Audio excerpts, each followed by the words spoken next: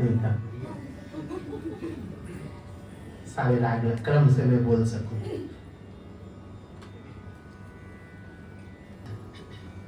नवरात्रि का अंतिम दिन, दुर्गा पूजा की नवमी, कल दशहरा है,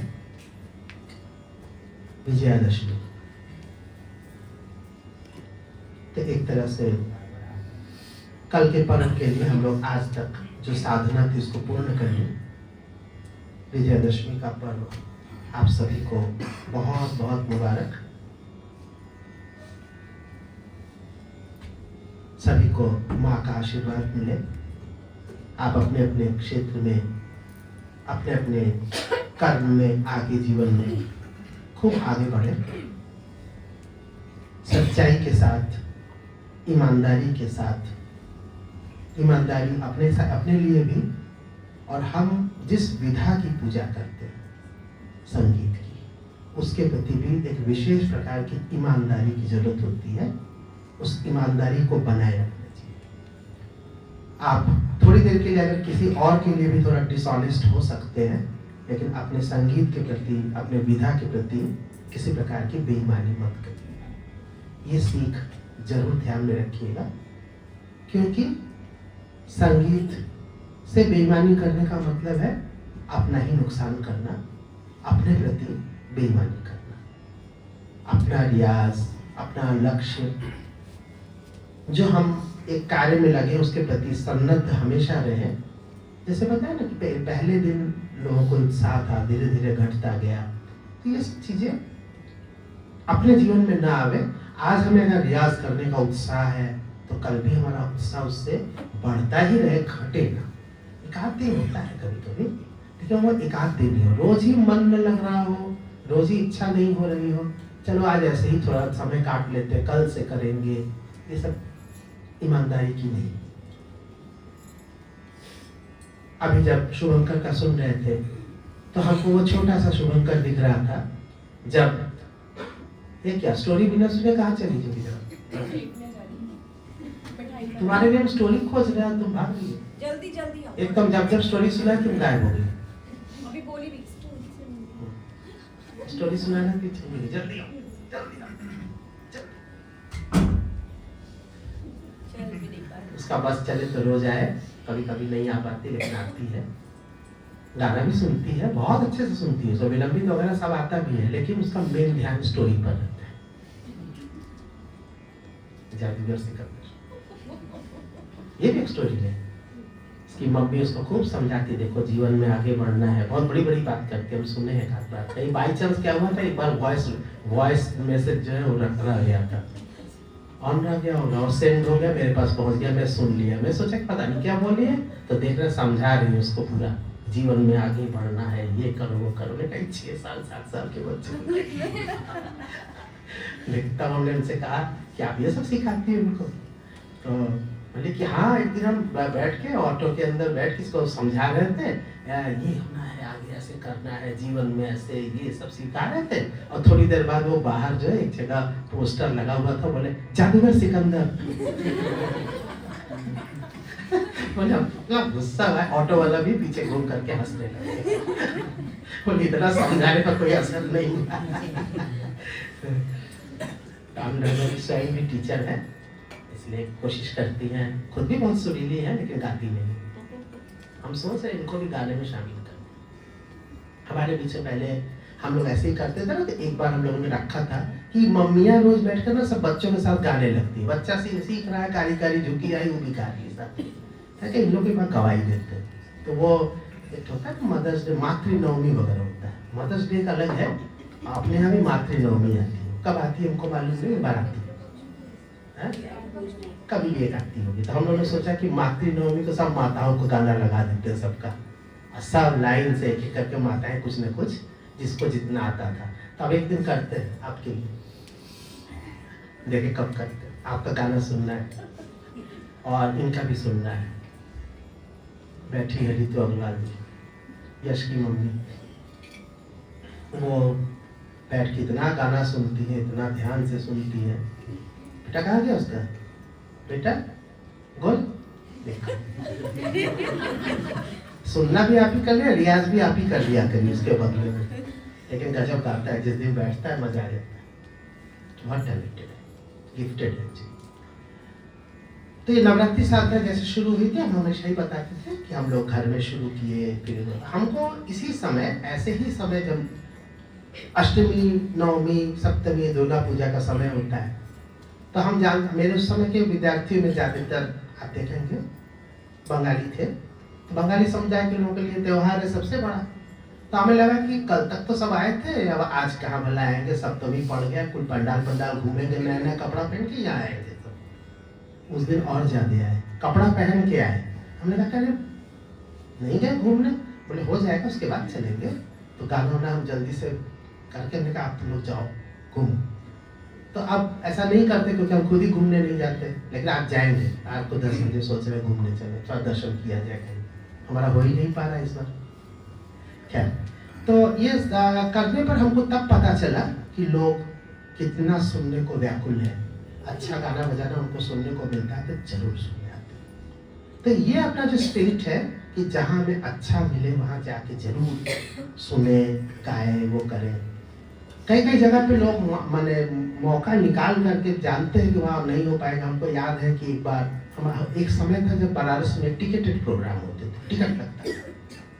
तो उस जमाने में भी मतलब 3 दिन का 4 दिन का टिकट 25 रुपया, 25 रुपया देने में सबकी जान खराब हो जाती थी।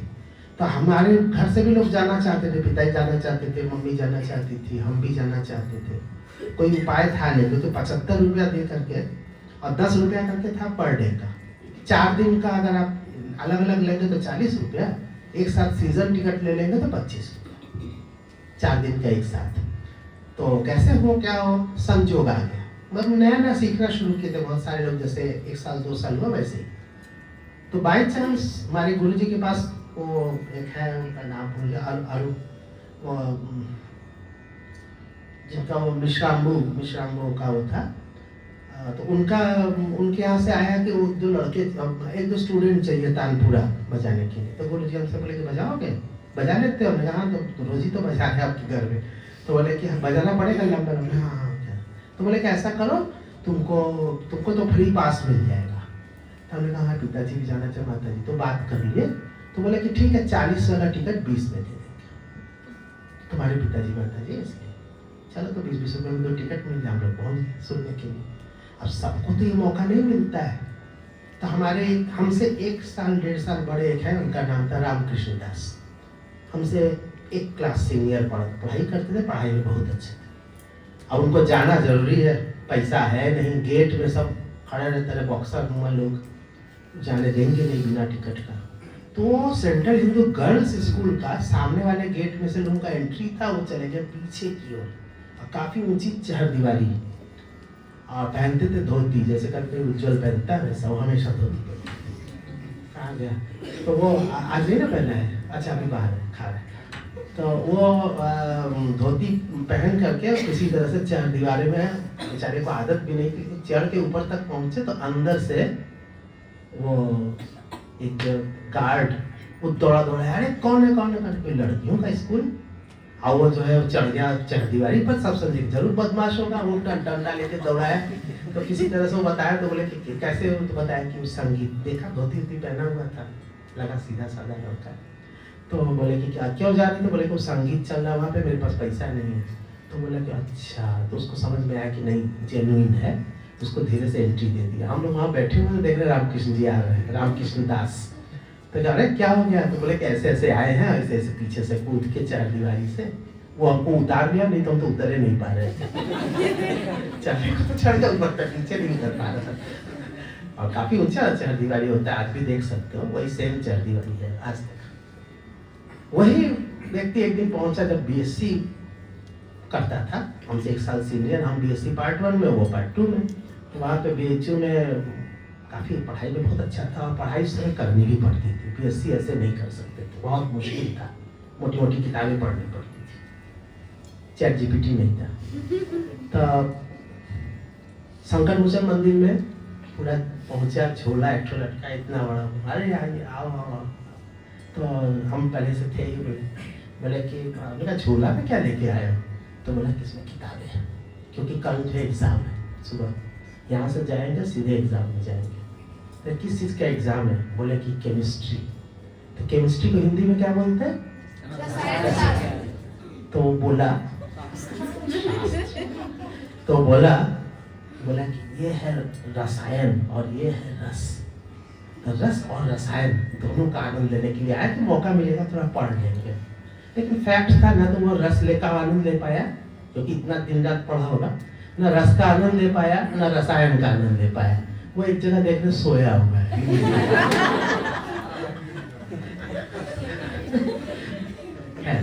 शौक ऐसे ऐसे लोगों का हुआ करता था, सारे कलाकार। जैसे अगर एक उम्र के हम लोग के जितने लोग थे, अगर ऐसे मुलाकात नहीं हो रही, पहले व्हाट्सएप तो होता नहीं था, लोग प्रोग्राम में जाते थे, किसी में मुलाकात भी हो जाती थी। अब तो रोज मिलते हैं मगर बात नहीं होती। वो है ना कौन सा शेर, कैसे कह दूं कि मुलाकात नहीं होती, रोज मिलते मगर बात नहीं होती। रोज व्हाट्सएप में गुड मॉर्निंग करते, लेकिन पहचानते नहीं किसी को। तो वो अलग है। जैसे ये सब लोग इस तरह का, एक नहीं सभी लोग पहुंचे हुए हैं एक जगह, इन लोग की उम्र में इससे छोटे में सब पहुंचे हुए हैं, आपस में बात हो रही है, वो हो रहा है, उसमें चाय भी पिया जा रहा है। कोई अच्छा प्रोग्राम हो तो दौड़, जहाँ मालूम चला कि उनका तबला बजने वाला सोलो पंडित रामजी मिश्रा जी का, तो मालूम है कि भयानक भीड़ हो जाएगी कि जाना मुश्किल हो जाएगा। दौड़ एकदम आके जाके पहले बैठ जाएंगे, तो किसी तरह से अंदर ग्रीन रूम से घुस करके कैसे भी। तो बताए थे कुमार गंधर्व जी कहीं सुनने के लिए ऐसे ही थे। ऐसी भयानक भीड़ हमने संकट मोचन में 2 ही 3 बार देखी थी, उसमें से एक ये भी था। जो कुमार गंधर्व जी के लिए जो भीड़ हुई थी, वैसे ही एक बार रामजी मिश्रा जी के लिए देखा था मैंने, जब वो और संजू दोनों साथ बजाए थे पहले सोलो। हमें लगता है मैंने और बजाए होंगे, लेकिन उस बार की बात ही कुछ और थी। ऐसा जमावड़ा लोगों का था कि हम लोग का अंदर घुसना मुश्किल हो जाता था। तो वो समय था, धीरे धीरे घटता गया, लोगों की रुचि थोड़ी बदल भी गई, लेकिन रुचि उतनी बदली नहीं। हम तो देखते हैं कि अभी आप लोग बैठ के 3-3 घंटा सुनते हैं, लेकिन अगर कहेंगे कि जैसा वहाँ भी प्रोग्राम में चले जाओ तो जेबे नहीं करते। शिल्पायन आने के लिए तो आप लोग तैयार रहते हैं। तो है, हमें लगता है कि कहीं भी गाना बजाना जाओ, उसमें 2 फैक्टर भी है। अच्छा गाना बजाना भी नहीं मिल रहा है, मेहनत करके रात भर जागो, मालूम चला कि सब कूड़े की तरह गा बजा के उठ जाओ, तो बेचारा सोचता है कि रात भी बर्बाद हुई, गाना भी नहीं मिला। ये अक्सर देखने में आ रहा है। लोग झम पुच्छो बजा के हट जा रहे हैं, ना उसमें सौंदर्य है, न राग है, न ताल है। अजीब मामला। हाँ, तो वो चीजें जब अच्छा गाना बजाना मिलता है तो कौन खुश नहीं होता। हमारे यहाँ तो सब खुश है। कौन कहता है शास्त्री, अभी कोई जगह गया था गाने, बोले कि वो रोने वाला गाना, तो हमें रोने वाले गाने पर याद आए सब लोग ना, बोले कि वो रोने वाला गाना मत गाइएगा, आप लोग थोड़ा अच्छा कुछ करिएगा। अच्छा। तो एक बार ऐसे फैयाज खान साहब से पूछा था किसी ने, फैयाज खान साहब से, उस्ताद फैयाज खान से, एक लड़का जाके ऐसे ही थोड़ा मुँह लगा टाइप का था, बोला कि गाने और रोने में क्या फर्क है उस्ताद जी बताइए। तो बोले कि बेटा तुम्हारा गाना ही रोना है और मेरा रोना ही गाना। तुम्हारा गाना ही रोना है, तुम जितना गाओगे हमको रोना समझ में आएगा, और मेरा रोना गाना है। बोला अरे बात तो बहुत। तो इसी तरह अपना लोग पहले भी सुनने जाते थे। एक समय तो ऐसा था कलकत्ता में कि लोग स्ट्राइक कर दिए, पूरा एकदम आंदोलन कर दिए कि नहीं, हम प्रोग्राम होने नहीं देंगे अगर बाहर माइक नहीं लगा तो। पहले होता था कि प्रोग्राम अंदर चल रहा है हॉल में, तो बाहर भी लगा दिए जाते थे और वहाँ पे लोग बैठ के सुनते थे। रात में अभी किसी को ठंडा लग रहा था, हमने कहा कंबल लेके काहे नहीं आई, ये तो कंबल लेके आ जाती। तो वहाँ पे लोग कंबल लेके पहुँचते थे। ज़्यादातर प्रोग्राम पहले जाड़े में ही होते थे, गर्मी में नहीं होता था। तो जाड़े में प्रोग्राम होगा, चौरंगी के जो बहुत बड़ा इलाका है वहाँ पे सारे सवारियाँ रोक दी जाती थी, चारों ओर से बंद, इधर से नहीं जाना है, चारों ओर से गाड़ी घोड़ा बंद हो गया रात भर के लिए। जो जहाँ जगह पा रहा है वहीं पर माइक के आसपास अपना जगह देख के कंबल वम्बल ले करके जाड़े में काटते हुए ऑल नाइट बैठ के सोते। तो एक बार लोगों ने, पता नहीं आयोजकों ने सोचा कि ये सब सुनते हैं, पैसा नहीं देते, जो भी आयोजक की अपनी दिक्कत है। तो बोले कि देखो भाई, लोगों ने वहाँ पे कहा, बोले देखो भाई, तुमको जिनके पास पैसा है वो अंदर सोफा में कुर्सी में बैठ के सुने, मेरे पास पैसा नहीं है, मैं बाहर बैठ के सुनूंगा। मैं टिकट नहीं लूंगा तो क्या सुनूंगा। आप हमको बैठने का जगह नहीं देना, हम सड़क पर बैठ के सुनेंगे। और उनके पास पैसा है, वो कुर्सी ले ले, सोफा ले ले, बिस्तर ले ले, जहाँ जहाँ करे कर। तो वहाँ पे वो सुने, हम यहाँ सुनेगा नहीं तो होने नहीं देंगे प्रोग्राम। इतना लफड़ा हुआ कि बाद में उनको फिर बाहर माइक लगाना पड़ा और रात रात भर प्रोग्राम। और साथ ही साथ एक काम और भी किया जाता था, वह राग का नाम लिख देते थे। तो बड़े गुलाम अली खान साहब के बारे में हमारे गुरु जी कहते थे कि उनका जब प्रोग्राम पहली बार जब वो वहाँ कलकत्ता में, तो ये हुआ कि एक कोई आया है गुलाम अली खान पंजाब का, और वो राग केदार गाएगा। वहाँ पे केदार राग लेकर कौन, क्योंकि पहले का प्रोग्राम में कोई कलाकार होगा तो 2 घंटा 2.5 घंटा गाएगा, बोले 2-2.5 घंटा थी। केदार छोटा सा राग है, उस समय लोग मालखौस, बारिश्री, अब बड़ा बड़ा राग सुनना पसंद भी करते, दरबारी। ये क्या केदार, लेकिन वह एक प्रोग्राम केदार का करके प्रसिद्ध हो गया, इतने प्रसिद्ध हो गए कि लोग उनको वहीं पर रखे लिए, समझो उनको कमरा वमरा दिलवा के वहीं रह गए, उनकी जिंदगी वहीं कलकत्ता में गुजरी। कहाँ पंजाब का उस माहौल का आदमी और कहाँ वो बेचारा कलकत्ता में। तो कलकत्ता में एक बार प्रोग्राम के लिए वहाँ पे उनके सब प्रोग्राम हमेशा लगे रहते रहे, मानने वाले चारों उनको बुला हुआ, हमारे यहाँ गाइए, हमारे यहाँ गाइए। तो वहाँ पे जो उनके वहाँ पे जो मारवाड़ी लोग थे वो पैसा उनको बहुत देते भी थे, जितना भी मांगे देंगे, लेकिन गाना उनका होना चाहिए, बहुत ज़्यादा होते। तो वहाँ के लोग एकदम फिदा थे उनके गाने, बड़े गुलाम लिखा, बड़े गुलाम। तो एक बार मालूम चला कि अचानक शिष्य लोग देख रहे हैं कि वो अपना पूरा बैग वैग पैकिंग कर रहे हैं, जाना है। कहाँ गुरुजी, कहाँ जा रहे हैं? उस्ताद जी आप कहाँ जा रहे हैं? तो बोले कि हमको जाना है पंजाब। तो बोले अरे कल यहाँ प्रोग्राम है, परसों वर्धमान में है, तीसरे दिन उत्तर पड़ाव में, चौथे दिन यहाँ पे। कुछ नहीं, मुझे जाना जरूरी। बोले क्यों? घी खत्म हो गया। बोला घी यहाँ मिल जाएगा। बोले नहीं नहीं नहीं, यहाँ की गाय सब पतली पतली गाय होती, वो नहीं, पंजाब का गाय चाहिए। पंजाब का घी आएगा तब। बड़ी दिक्कत, बहुत समझाया गया। तो फिर हुआ कि अच्छा आप मत जाइए, हम एक चेला भेज देते, आप जब तक घी लेके आएंगे तब तक चेला भी लेके आ जाएंगे। चेला भेजा गया कि आप जाओ घी खरीदो, खरीद के उनको ले आओ। साथ ही साथ उनका तो शौक था ना, वो खाते बहुत ज्यादा थे और पहलवानी करते थे। उनका चेहरा मुड़ा कितना, जितना लंबाई में थे उतना ही चौड़ाई में थे, पूरा गोल मटोल विराट। वही उन्होंने सबसे पहले जो है वो स्वरमंडल को ऐसे न रख करके सामने की ओर बजाना शुरू किया था। क्यों मालूम है? तो इतनी बड़ी थी तो क्या अगर वो सामने ढकेंगे नहीं तो अजीब लगता था। इसने कहा कि आप इसको ऐसे लेकर के बजाइए। तो अधिकतर उनके पोस्ट में देखो कि ऐसा बैठे हुआ पूरा ऐसे बजा रहे और उसी पर तोंद पर ही टिका हुआ। तो काफी बड़ा था, इतनी बड़ी बड़ी मूंछें, लगता था कि कलाकार कम ट्रक ड्राइवर जाते हैं। लेकिन जहाँ साल लगाते थे इतनी पतली और सुंदर, इतनी मधुर आवाज आती थी। उनका कोई वीडियो आपका ब्लैक एंड व्हाइट में एक आठ लगी है, तोड़ी का, इसका उसका, कभी उनको देखिए और उस आवाज लगाते वक्त उनकी आंखों को जरा गौर से देखिएगा, लगता है सीधे कनेक्ट हो गए हैं। उनकी आंखें ही बताती कि कितने कनेक्टेड व्यक्ति थे, स्वर लगाते ही एकदम कनेक्टेड हो जाते थे। तो सावटा जी बुरा मत मानिएगा, मारवाड़ी लोग यहाँ पे कभी कभी उनको खाने के लिए बुला लेते थे। तो गए खाना खाने के लिए, तो मारवाड़ी थाली देखा तुम लोगों ने? थाली में कम से कम 10-12 तो अलग अलग कटोरियाँ होती, एक में हरा, एक में पीला, एक में लाल, एक में सफेद, बहुत सारी तरह तरह की चीजें थी। ये दाल वो सब अलग अलग तरह की रहती थी और बीच में से सजा करके उनको दिया गया कि उस्ताद जी आपके लिए रखा गया। तो उन्होंने अपने मोटे मोटे, उनका अंगूठा एयर मोटा था, तो हर एक में वो कटोरी में उंगली डाल डाल के देख रहे थे। 2-3 तो कटोरी में तो उनको कुछ कड़ी चीज दिखाई दे रही थी, सबके सब मुलायम चीजें थी, पानी या मुलायम मतलब झोल। बोले कि ये खा के हम कैसे गाना गाएंगे? तो बोले कि नहीं हम लोग नॉनवेज नहीं खाते। ये तो ये था उनके खाने का अंदाज, जबरदस्त खाते थे और उतना ही रियाज करते थे। उनके बारे में कहा जाता है कि 2 समय में वो रियाज नहीं करते थे। 2 समय ऐसा था जो वो रियाज नहीं करते थे, अन्यथा वो हमेशा गाते रहते थे। एक जब वो सो जाते थे और दूसरा नाई ने उनको कहा था कि अगर आप हमारे दाढ़ी बनाते वक्त अगर आप गाए कट जाए तो मुझे जिम्मेदारी नहीं होगी। तो बस उतनी देर के लिए उनको चुप रखा जाता था कि आप गाइएगा बस, हमको दाढ़ी बना लेने दीजिए। तो वो बनाते रहते थे और तब तक ये चुप रहते थे। अदरवाइज ऐसा कोई समय नहीं था जब वो गाना लगाते। जब वो कार में जाते थे कहीं प्रोग्राम करने के लिए, पूरी देर तक पीछे वो करते थे। और उनका ये क्या था ना, राग भी वो स्वर मंडल को 12 स्वरों में, 12 स्वरों में ना मिला के कोई एक हाथ में रखते थे, फिर एक एक जगह से अलग अलग राग निकलता, उस हिसाब से रियाज करते। कभी रे से हटाया तो ये राग निकल गया, उसका रियाज करे, कभी सा से, लेकिन उनका रियाज चलते रहना चाहिए। तान और ये आलाप और ये सब चलते रहना चाहिए।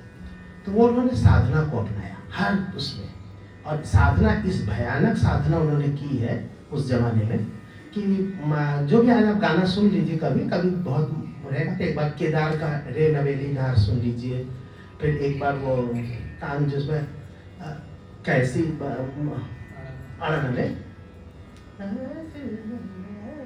शब्द क्या उसका, जैसी करिए वैसी भरी, जैसी करिए वैसी भरी, ऐसी एक बंदिश है। वो रचना बहुत अच्छी करते थे, सब रचनाओं में उनके एक से एक शब्द भी है, सब कुछ है। अगर आपने सुना होगा कभी धन धन मूरत कृष्ण मुरारी, ये कितनी सुंदर रचना भैरव की है। सुलक्षण गिरधारी छवि सुंदर लागत अति प्यारी, और बंसीधर मन मोहन सुहावे, बलि बलि जाऊं मोरे मन भावे, सब रंग उनका उपनाम, सब रंग ज्ञान विचारी। ये उनकी एक बंदिश बहुत सुंदर भैरव की है, सिंपल लेकिन उतनी ही खूबसूरत, जैसे शब्द वैसी उसका एक साधारण में, और बड़े अजीब अजीब टाइप की रचनाएं भी की। जैसे मान लो उनको वो एक राग है परज राग, थोड़ा अलग ढंग से चलन देता है, तो उसकी रचना उन्होंने की, तो उसके जो परज राग की चाल है वो अजीब टाइप की है, थोड़ा चंचल टाइप की। लटक चलत मन मोहनिया, बच्चे जो मोहन है वो लटकते हुए चल रहा है, इधर गिर जा रहा है, इधर टेढ़ा हो जा रहा है, उसको उन्होंने गाने में ऐसा उतारा हुआ है। कभी मौका मिले सुनिए, 3-3 मिनट की रिकॉर्डिंग है। आप लोग जो शॉर्ट सुनते हैं ना, आधा मिनट 1 मिनट, उससे थोड़ा ही ज्यादा है, ज्यादा दिक्कत नहीं होगी, क्योंकि ज्यादा बड़ा गाना सुनेंगे आप लोग को दिक्कत होती है आजकल ना। सामने भले सुन ले, लेकिन जहाँ मोबाइल में गया था पट से आगे, शॉर्ट 30 सेकंड का होता है, चाहे 1 मिनट का होता है, वो तो 3 मिनट का है, उतना तो सुन लो यार। तो उसमें परज का जरूर सुनना। ऐसे मालकॉस का वही कहने जानते हैं, मंदर देख डरे सुदामा। इसका उन्होंने भाव ये था कि सुदामा कहे कि हमारा दोस्त रहता है, तो कहाँ रहता है, खोजते खोजते चले गए, मालूम चला कि द्वारका में कृष्ण जो है वहाँ रहते हैं। जाके गए तो बोले क्या कृष्ण वो कहाँ रहते हैं, हमारा बचपन का साथी है। बोला तो राजा है, तो बोले हाँ ठीक है, तो उनको बता दिया गया। तो उनको मालूम था हमारा जैसे हम भिखारी वैसे ही वो भी थोड़ा हल्का पैसा वाला होगा। गए तो जाकर देख रहे हैं कि तो भयंकर बड़ी हवेली और बड़ा भव्य महल वगैरह। तो उसको देख करके सुदामा के मन का भाव बता रहे हैं, मंदर देख डरे सुदामा। उसकी बंदिश का पूरा अंदाज और गाने का अंदाज देखिए, इसको समझते हुए देखिए क्या उनकी सोच है और कहा जाता है। और ये सब के साथ एक भजन वो अक्सर गाते थे जो कलकत्ता में लोगों को बहुत ज्यादा पसंद था, सब जगह पसंद था, वो है हरिओम तत्सत। हरिओम तत्सत के बिना तो लोगों को उठने ही नहीं देते थे। वो जरा सुनिएगा। ये वो व्यक्ति है जो कि पाकिस्तान जा करके केवल इसलिए चले आए थे कि वहां पे रेडियो स्टेशन ने कहा कि आप ना ये जो आपका जो गाना है इसमें से राम हटा दीजिए। तो कौन सा याद किया है, हाँ राम, वो राम है। तो बोले कि आप बहुत सुंदर गाया, मजा आ गया, क्या उस्ताद जी आपने गाया है, वाह वाह क्या बात है, इसमें से राम हटा दीजिए, हम लोग इसको कर नहीं पाएंगे। तो बोले कि अच्छा ये तो ठीक है हम बताते हैं। गए सीधे नेहरू जी को चिट्ठी लिखी कि हमको भारत बुला लीजिए, और उनको तुरंत भारत बुला करके यहाँ फंसवा दिया गया। फिर वापस वो कह के मुझे ऐसी जगह रहना ही नहीं है। तो ये उनकी सोच और जिस तरह की थी। आज सभी लोग गाते ही हैं, याद किया है, सभी गा रहे हैं, कौन नहीं गा रहा है, लेकिन किसी को पता नहीं कि लिखा किसने है। तो उनकी पत्नी का देहांत हो गया था, तो उन्होंने इसी को भाव में व्यक्त करते याद किया है कि उन्होंने लिखा था, ये दुख सहा न जाए। अपने शब्द आपको पता भी है, तो कभी ओरिजिनल वाला भी सुनिएगा। ओरिजिनल वाला सुनने के लिए आपको थोड़ा सा साउंड क्वालिटी से कंप्रोमाइज करना पड़ेगा, संगीत की क्वालिटी से नहीं। संगीत की क्वालिटी तो इतनी ऊंची है कि आप अगर उसको पा गए तो कोई बात ही नहीं है, तब आप बाकी लोगों का हटा देंगे, क्योंकि याद किया है, कौन नहीं गाया है, कई उस्ताद गाए हैं, वो हटा के फिर आप उसी को सुनेंगे। केवल इतनी सी बात है कि वो उस जमाने की रिकॉर्डिंग है और लोगों ने अपलोड बड़े खराब क्वालिटी में किया है। उतना खराब क्वालिटी का होता नहीं था, छोटे छोटे डिस्क होते तो उसमें क्वालिटी अच्छी आती थी, लेकिन लोगों ने उसको अपलोड करने में MP3 बना के उसका गिरा के उसका 12 बजा दिया है। तो खैर फिर भी सुनना चाहिए, जरूर सुनिएगा, तब आपको समझ में आएगा कि वो जिस रचना जिसने की थी तो क्या गाए थे। तो याद किया है। फिर वो कैसे कटे दिन रैन, और वो एक जो का करूँ सजनी आए ना भाई, तो सभी लोग जानते, सभी गाने को जानते हैं, लेकिन किसको पता नहीं कि लिखा किसने है और गाया किसने पहली बार। तो उनको भी तरह सुनिएगा। आज हम लोग यहाँ याद कर ले रहे हैं, बहुत बड़ी बात है। ऐसा संगीतज्ञ सदियों में एक पैदा होता है, वैसे हुआ है। हो गया स्टोरी? जाओ है? भैया की स्टोरी शुरू हुई थी पर ये चली गई बात तो रह गई। शुभंकर को वो हम कई बार बता चुके, हम एक बार सोचे कि छोड़े मैं हमारे यहाँ पर लोग रहते थे आकर के, रागिनी और एक सृष्टि थी, और ये शुभंकर उस समय 10-12 साल, और रागिनी आप उसी हिसाब से समझ लीजिए, आज से 20-22 साल पहले की बात है। और एज नहीं बताएंगे, मना है एज नहीं बताना चाहिए, अभी उन्होंने मना किया उसी को। तो और वो सृष्टि, तो वो भी बड़ी, उतनी बड़ी नहीं, लेकिन फिर भी थोड़ी इससे 2-4 साल छोटी। तब तीनों लोगों ने कहा कि रियाज करना है, सुबह हमने सिखाना तो होगा ही, लेकिन सब रहते थे घर में, खाना बन रहा है, सब कुछ खाएंगे करेंगे। तो वो हमारा 3 फ्लोर का एक छोटा सा मकान था। तो तीसरे फ्लोर में सबसे ऊपर शुभंकर, बीच में रागिनी और सबसे नीचे सृष्टि, और बीच में सब खुला रहता था।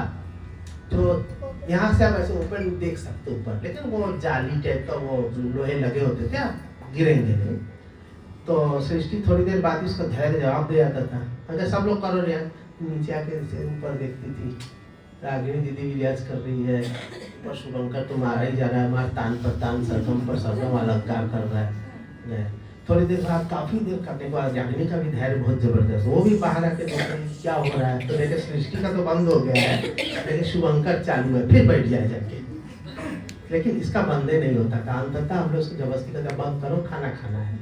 4-4.5 घंटा तो ऐसे ही कर देता था, कोई दिक्कत नहीं थी, लगातार रियाज करता था एकदम बिना रुके।